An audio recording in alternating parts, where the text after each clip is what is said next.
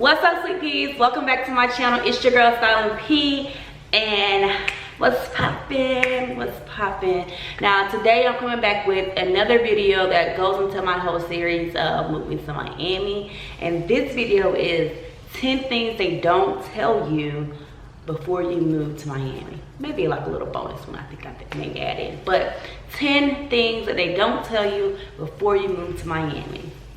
You ready? Let's go. Hey, Hi, sweet pea. Hi, sweet pea. Hi, sweet pea. Style it, P. Hey, sounded great though. If you like this video, give it a thumbs up. Hit that subscribe button. Become a part of my YouTube channel. What up with it? You a Styling P. You ain't doing nothing, so you need to be. She stay flex with some pretty feet, and that hair be late, she beyond fleek. Like the vid and drop a comment, please. Sub to this and do one of each, cause the content fire. Do you feel the heat? No disappoints with Styling P. Hi, Hey, sweet pea. Hi, sweet pea. hey. All right, number one, living in Miami is nothing like South Beach. We traveled to South Beach on vacation for spring break or just to get away, and Miami, South Beach, Miami, whatever, it's lit. You have the beach, you have all the strip, you have all the shops, the restaurants. It's always live music being played, and it's just like a bliss, right? That's not what real South Beach, or excuse me, real Miami is like. You leave South Beach and you get into basically reality. So don't be fooled by thinking if you're moving to Miami, you're going to get South Beach. Sorry, that's just not the case. I learned that. Number two, cost of living. Cost of living in Miami is very, very, very, very high. Before I moved here, I was told that, and I thought it was kind of exaggeration because I was moving from Atlanta, where the cost of living in Georgia is much lower, people say, but at the same time, depending on the area that you live in, you can be paying a pretty penny. Well, cost of living in Miami is extremely high. You can pay, you know, $1,600, $1,700, $1,800 for a one-bedroom studio apartment or something like that. Maybe even 2 bedrooms, probably close to like $2,000, and it's still not ideally where you would want to live and say that you're 1,000% comfortable. You can look up like areas in Brickell, apartments in Brickell. They're expensive as heck. Even the area that I live in, there's a studio apartment that I seen when I was going to go get my nails done. The studio apartment was like $1,750 or something like that, and I thought that was just insane, like just crazy. So the cost of living in Miami is much higher, and people may mention it sometimes, but I think you don't really think about it to the extreme of what it is until you're actually here like I am to see for yourself. Number three, speaking of cost of living, of course you have to get a job. So getting a job may be a little bit difficult if you don't speak Spanish. So yes, we live in the United States. The #1 language in the United States is supposed to be English, but in Miami and surrounding southern Florida cities, the language is Spanish. So if you do not speak Spanish, you may be in trouble. You can have all the qualifications, meet all the qualifications, the education level, and you may not even still get the job because they require you to speak Spanish. English may not even be a requirement, but speaking Spanish fluently is a requirement, and that has been my downfall with getting employed because I can understand Spanish, as odd as it may sound, but it's so difficult for me to speak Spanish. I don't know why. I can get little sentences out, but to speak Spanish fluently has been something hard for me to learn. So yeah, just keep that in mind. If you don't know Spanish and you're not, like I said before in one of my previous videos, transferring your jobs, you may be in trouble to finding employment. Number 4, the traffic. The traffic and how people drive, I'll merge those together. The traffic is crazy here. It's like most big cities. I've experienced it to be a little worse at certain times. So if you don't have patience with driving, then that may be a downfall for you because you don't want to get in the car and just go crazy. I've had my road rage moments here, Also, because going back to how people speak Spanish, this is not their native land. So 9 times out of 10, if they probably were not born here, and they probably were not taught how to drive in America. So that means, and this is what I've summed up to make myself feel better when I'm on the road, they get in the car and they drive like how they drive from their native land. I'll just say that, wherever they're from, how they're taught to drive. And sometimes people are taught to drive on different sides of the road. Sometimes people are taught to drive not using signals. Sometimes people are taught to drive like on dirt roads, so they drive really, really crazy. That has been my experience here. I'm so surprised I have yet to get in an accident because of how they drive here. Literally, I have had where someone wants to turn into a restaurant, let's just say, and they chose to stop in front of everyone, just make a abrupt stop and just sit. They're not in the turning lane, they're in the traffic lane where traffic is flowing. They stopped and they're trying to cross over. I literally like could not believe what I was going through. So yeah, traffic and the way people drive is terrible. And they may not have mentioned that when you think about Miami, because of course, like I said, most of the time you're just on South Beach, you're probably walking or probably just catching a little taxi from one part of South Beach to the other side of ocean. But yeah, driving and traffic is crazy here. Oh, going back to jobs, probably should have said this before, but for certain job or career positions, they pay much lower here. A job where you could potentially make up to like $17 in other cities and states, here they may pay only $10.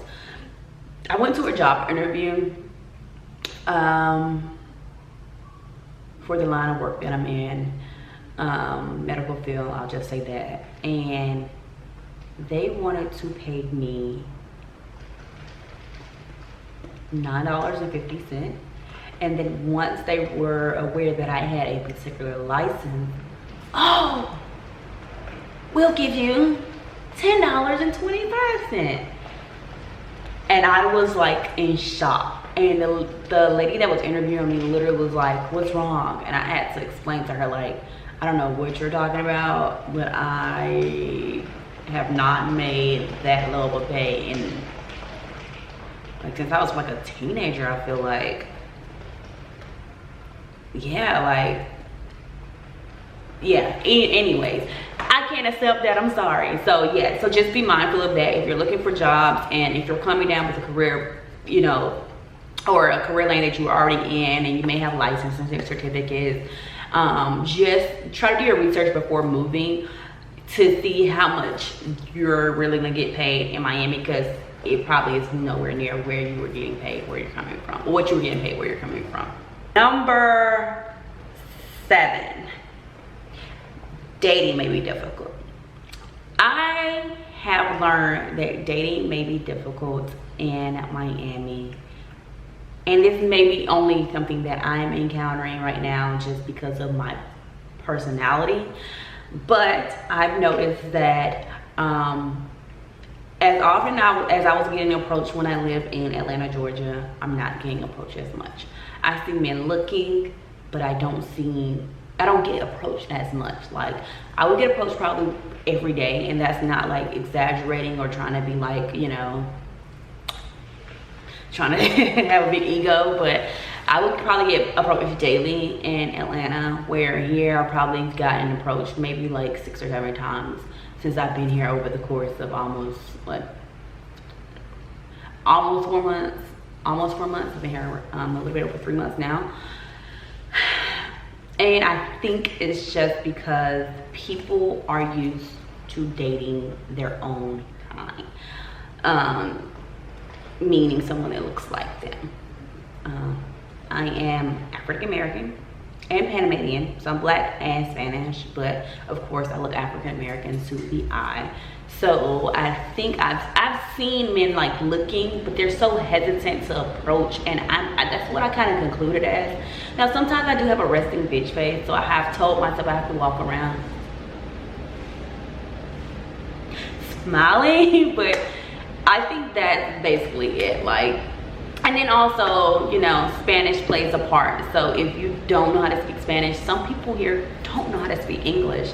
Like, I've been at the gym and talking to, working out, and this girl walked in and she was talking to me, and I'm just like, because I can understand a little bit, I can kind of respond to her, but she doesn't speak English at all. So she's now like a deer in the headlights, like, because she doesn't understand what the heck I'm saying at all. So I think not speaking Spanish probably plays a part in dating being a little bit difficult. Now again, if you're Spanish or a Latino, Latina, you won't really have an issue. I'll just say that. But if you're not, then you may run into some problems. Until, you know, like I said, I have been approached now. The brave hearts have come and they have approached, and, you know, they of course can speak English. Sometimes it's not as strong, but they can speak English and get their point across if they're interested. So, you know, it just may be difficult, a little difficult. 8, the weather. I'm sitting in front of my window right now recording because the light is phenomenal. It's fabulous. And when I sat down, it was so sunny. A lot of people don't like to mention that Miami, even though the weather is considered to be nice weather, there's this thing when it comes to rain. It can be sunny one minute, and then it can rain, and it can rain for only 5 minutes, and the rain is so hard, maybe not even 5 minutes. Like, I've been sitting here and it's rained and it stopped, and it's been like maybe 2 minutes of rain. Yeah, so they don't mention the rain. Now that may not be a breaking point for some people, but for some people it may be, because it catches you off guard. Like, literally, you can go in the grocery store, come back out, it's storming, and then by the time you actually get to your car, running through the rain, crank up your car, it's done. You can see it's been raining. That literally just started, and you can see that it is done. I remember going to the beach the first time since I've moved here, and I was with someone that lived here and has been living here for a year, and we were just laying out at the beach, you know. It's just, I moved to Miami for life. Oh, the beach, oh, the sun, rain. So I'm like, oh my God, for real? And they're like, no. And because I had been here at least a couple of weeks at this point, or at least a week and a half at this point, I just learned to keep an umbrella on me. And that's something that I always did anyway. So I just ran in my bag and had my umbrella. So now I'm sitting at the beach with my umbrella, not for the heat, but for the rain to be over my, and then that's it. Another time I went to the Mondrian and it started raining. And then you look around and you see people that's just still going on with their everyday lives, texting, laying back. They may put a towel over their head so they look like a mummy. And the rain stops, back to the party. Like, it's crazy. But again, it can be very annoying, especially for my sisters and the hair. Oh my God, it can be so annoying. So just keep that in mind. That's some things that they don't mention about moving to Miami. Number 9 would be the iguanas. Now, this may not bother people, but I'm putting it in here just because it bothers me. I don't like iguanas, and they're freaking everywhere. I'm scared of them. I just have this fear that they may start chasing me, even though I'm pretty sure at this point they're more afraid of me than I am of them. But they're everywhere, okay? You can look out. I literally just seen one walk, running across the little walkway, but they're everywhere. They're on the walls. They're going from the small baby ones to the big ones. I don't know if the baby ones are considered to be iguanas. Maybe they are. That's something I don't know. But whatever. But if you are moving to Miami and you don't like iguanas, just be mindful that you will see them. Again, they may not bother you because I think they're more afraid of us than we are of them. But I just want to throw that in there because I literally see them everywhere. day at this point. And number 10, fitness. If you're not fit, you may have a problem, because fitness is such a big thing. Now that would not be considered like a bad thing, woo, spooky fitness, but it could be something that may cause you to be a little bit uncomfortable. Uncomfortable when living here, because everyone is into fitness for the most part. Everyone. I've had a gym membership for like 2 years, and you know, I go through my moments of where I go to the gym and then I fall off. Well, since I've been here, there is no falling off, boo. Like, I go to the gym. If I don't go to the gym, I go to the park to work out, and the park is crazy. The park by my house is so freaking nice and so freaking big, but guess what? It's so freaking packed with people doing their workouts. And in the grass, they have the big bike trail where everyone is like, the cyclists are going around like 100 miles per hour. I may be exaggerating, but super fast. Like, they have their gear, like they take it so serious here. And that's why I'm dressed in my little workout in jumpsuit, because after I get done with this video, I gotta go to the gym.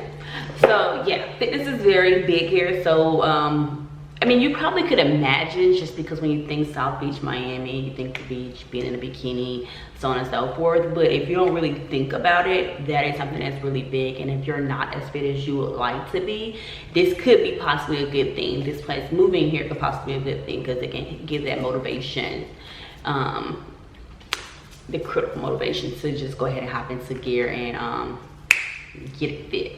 So yeah. Alright, sweet peas, so that is my 10 things plus a bonus of what they do not tell you before you move to Miami. I hope this video was helpful.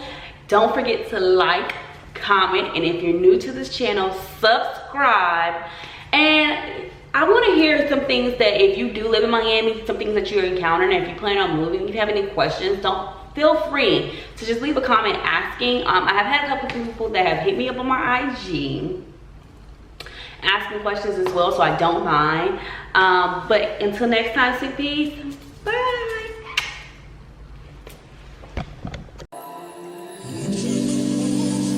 Hi, sweet peas.